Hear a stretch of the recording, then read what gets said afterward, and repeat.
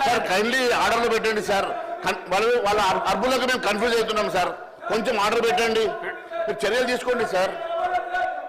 మాట్లాడండి please sir. ఇట్లా ఉంటే మాట్లాడడం కష్టంగా ఉంది సార్. అధ్యక్ష, ఈ అవకాశం నాకు ఇచ్చిన ధన్యవాదాలు అధ్యక్ష. ధరణి పోర్టల్లో జరిగినటువంటి అవకతవకలు, అక్రమాలు, భూభారతి చట్టం పూర్తిగా సవరిస్తుందా లేదా అనేది అనుమానాలు ఉన్నాయి అధ్యక్ష. ఎందుకంటే ధరణి పోర్టల్ తీసుకొచ్చి అతిపెద్ద భారతదేశంలోనే అతిపెద్ద కుంభకోణంగా అభివర్ణించినటువంటి ధరణి వల్ల కోట్లాది మంది నష్టపోవడం వల్ల ఈరోజు మరి టీఆర్ఎస్ ప్రభుత్వానికి బుద్ధి చెప్పి టీఆర్ఎస్ ప్రభుత్వాన్ని ఓడించడానికి ప్రధాన కారణమైనటువంటి ధరణి పోర్టల్ వల్ల ఈరోజు వారు మరి ఓడిపోవడం జరిగింది. నేను ఒకటే తెలియజేస్తా ఉన్నా అధ్యక్ష, గతంలో దీంట్లో ఎన్నో కుంభకోణాలు ఉన్నాయని మొన్ననే గౌరవ ఉప ముఖ్యమంత్రి బట్టి విక్రమార్క గారు కూడా చెప్పారు.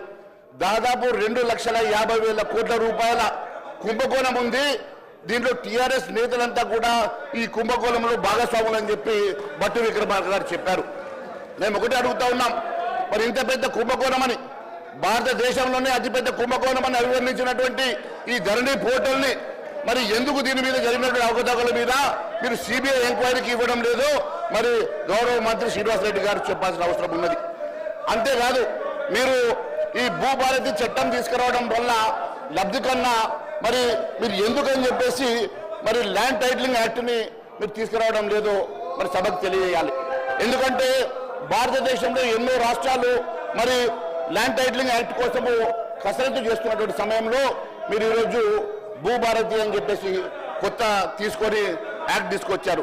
ఈ భూభారతి కేవలం మరి హారతి కోసమా, భూహారతి కోసమా, నిజంగానే భూభారతి మీరు దేనికోసం తీసుకొస్తా ఉన్నారో మరి తెలియాల్సిన అవసరం ఉన్నది. అధ్యక్ష, ల్యాండ్ టైటిలింగ్ యాక్ట్ ఒకవేళ తీసుకొచ్చినట్లయితే యజమాని చాలా స్వేచ్ఛగా తన ఆస్తుని కాపాడుకోవడానికి ప్రభుత్వమే గ్యారంటీగా ఉంటుంది. కాబట్టి ఒక్కసారి ఆ యాక్ట్ ద్వారా వారికి టైటిల్ వచ్చినట్లయితే వారికి పూర్తిగా ఆ టైటిల్ ద్వారా వారు స్వేచ్ఛగా ఉండొచ్చు. దానికి ప్రభుత్వమే గ్యారంటీగా ఉంటుంది. కాబట్టి అలాంటి యాక్ట్ మీద కసరత్తు చేస్తే బాగుండేదని మేము భావిస్తూ ఉన్నాం. అంతేకాదు అధ్యక్ష, భూదారు కార్డు అందోదారుల కాలంలో రైతులకు మళ్ళీ మీరు చేరుస్తామని చెప్పడంతో రైతులు కొత్త ఆందోళన వస్తూ ఉన్నది. దేనికోసం అని చెప్పేసి మీరు ఈరోజు మళ్ళీ ఇలాంటి కాలమ్స్ పెట్టేసి కన్ఫ్యూజ్ చేస్తూ ఉన్నారు. మరి మళ్ళీ దాని బదులు ఏ రకంగా ఈ సమస్యను పరిష్కారం చేసి దానికన్నా ల్యాండ్ టైటిలింగ్ యాక్ట్ తీసుకురావడం వలన మరి ప్రభుత్వమే గ్యారంటీగా నిలుస్తుంది. కాబట్టి అలాంటి యాక్ట్ తీసుకొస్తే బాగుండేది. మళ్ళీ మీరు దీంట్లో తీసుకొచ్చేటువంటి యాక్ట్ వలన మరి రైతుల్లో ఆందోళన ఏర్పడే అవకాశం ఉంది. కాబట్టి దాని మీద ఆలోచన చేయాల్సిందిగా కోరుతా ఉన్నాను. అదే కాదు అధ్యక్ష, ధరణి పార్ట్ బిలో పెండింగ్ లో పెట్టినటువంటి భూముల సంఖ్య దాదాపు 18,45,000 ఎకరాలని చెప్పేసి మొన్ననే మరి మీరు వేసినటువంటి సబ్ కమిటీ ఒక రిపోర్ట్ ఇచ్చింది అధ్యక్ష.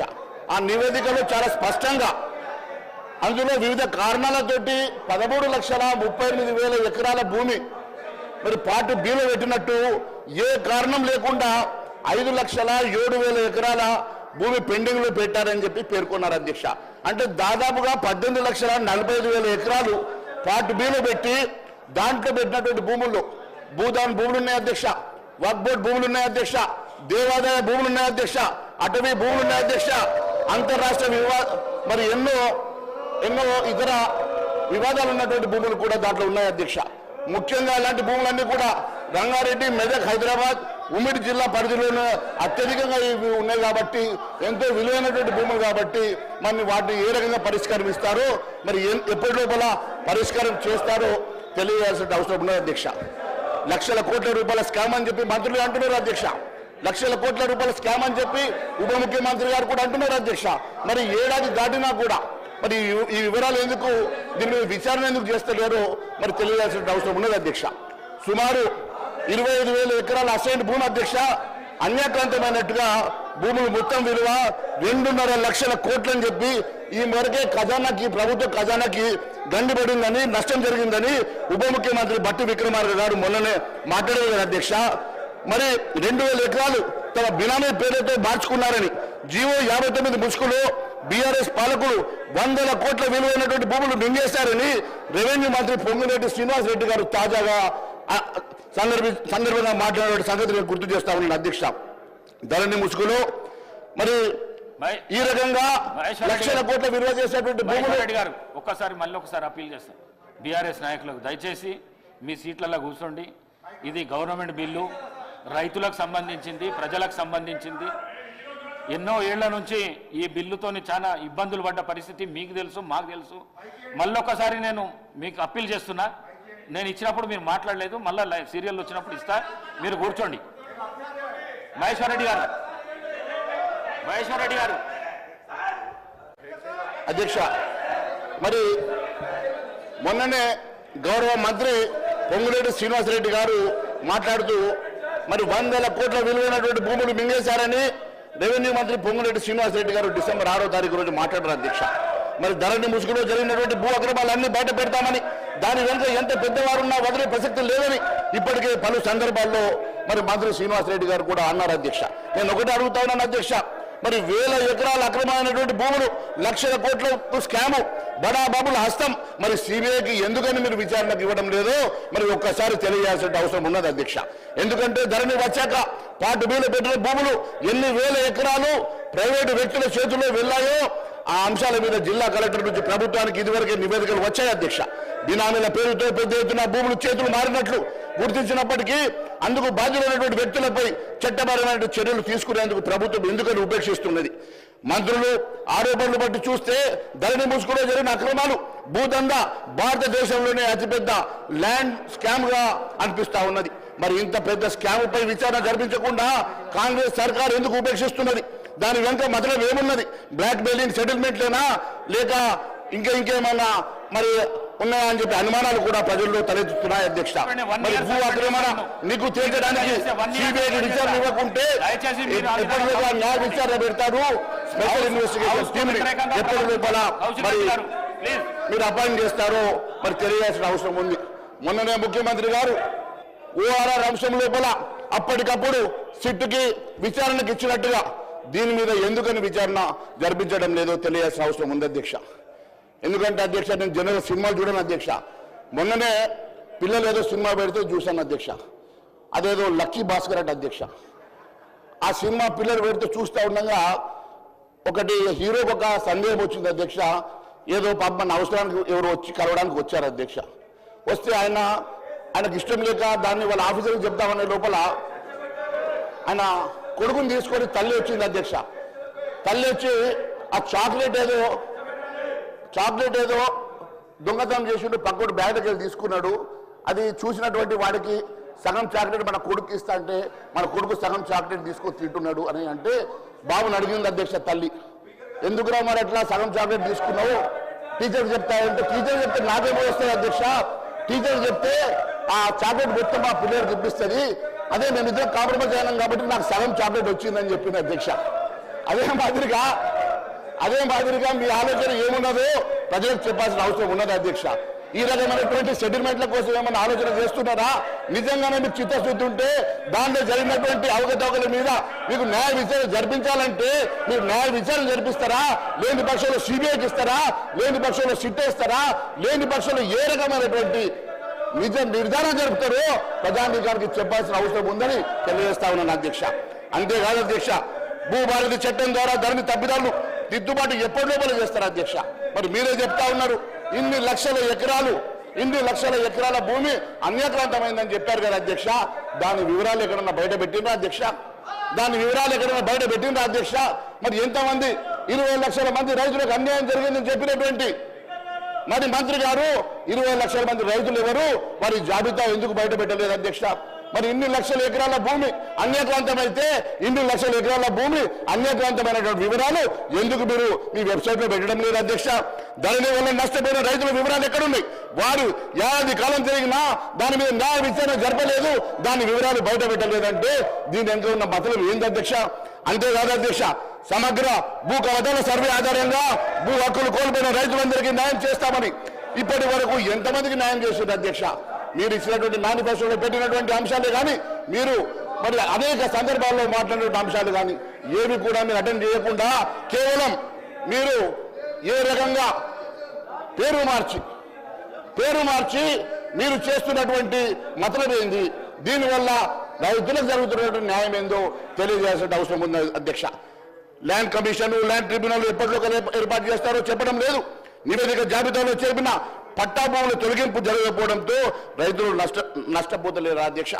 అంతేకాదు అధ్యక్ష, నిషేధ జాబితాల్లో ఇప్పటివరకు ఉన్నటువంటి మరి ఎన్ని వేల ఎకరాల భూములు అవన్నిటికీ కూడా మరి ఎప్పటిలో మరి వాటిని సరిచేస్తారు, ఇప్పటివరకు ఎన్ని సరి చేశారో కూడా మీరు చెప్పలేకపోతున్నారు అధ్యక్ష. అంతేకాదు అధ్యక్ష, నిషేధిత జాబితాలో 13 లక్షల ఎకరాలు ఉన్నట్టుగా సమాచారం ఉన్నది కదా అధ్యక్ష. మరి 13 లక్షల ఎకరాలు వాటిలో కొన్నైనా ఇప్పటి వరకు తొలగించిండ్రా, కొన్నైనా ఇప్పటి వరకు వాటిని సరిచేసే ప్రయత్నం చేసిరని అడుగుతా ఉన్నాను అధ్యక్ష. ఏడాది కాలంలో రైతులు కాంగ్రెస్ సర్కారు వచ్చినాక వాటన్నిటికీ కూడా న్యాయం జరుగుతుందని ఎంతో ఆశతో ఎదురు చూస్తున్నటువంటి రైతులకు ఇప్పటి వరకు ఎలాంటి కూడా లాభం జరగకపోవడంతో రైతులు ఆందోళనలో ఉన్నారు అధ్యక్ష. ధరణి అక్రమాల ద్వారా బీఆర్ఎస్ నేతలు దోచుకున్న సొమ్ము ఎందుకని కక్కించడం లేదు అధ్యక్ష. గౌరవ ముఖ్యమంత్రి గారు కూడా అనేక సార్లు చెప్పారు అధ్యక్ష. నేను ఒకటి అడుగుతా ఉన్నాను, ధరణి పోటీ తీసుకొచ్చినటువంటి కేసీఆర్ అనే కుటుంబ సభ్యులు, బీఆర్ఎస్ లీడర్లు పేదల భూములు వారి పేర్ల మీద రాయించుకున్నారని, దాంతో 20 లక్షల మంది ఆసాములు నష్టపోయినారని, కేసీఆర్ దోచుకున్న సొమ్మును కక్కిస్తామని, ఆ సొమ్ముతోని 6 గ్యారెంటీ స్కీములు అమలు చేస్తామని రాహుల్ గాంధీ గారు ఎన్నికల ప్రచారంలో 23 నవంబర్ 17 వరంగల్ ఖమ్మం జిల్లాలో జరిగిన ఎన్నికల ప్రచార సభలో మాట్లాడిన మాట వాస్తవం కాదా అధ్యక్ష? ఇది రాహుల్ గాంధీ గారు మాట్లాడిన మాట చెప్తున్నా, డెఫినెట్ గా చెప్తాం. రాహుల్ గాంధీ గారు మాట్లాడిన మాట చెప్తా ఉన్నా. దాన్ని మీరు మీ స్థానంలో మాట్లాడండి. హరీష్ రావు గారు మీకు మాట్లాడాలంటే మీరు మాట్లాడండి.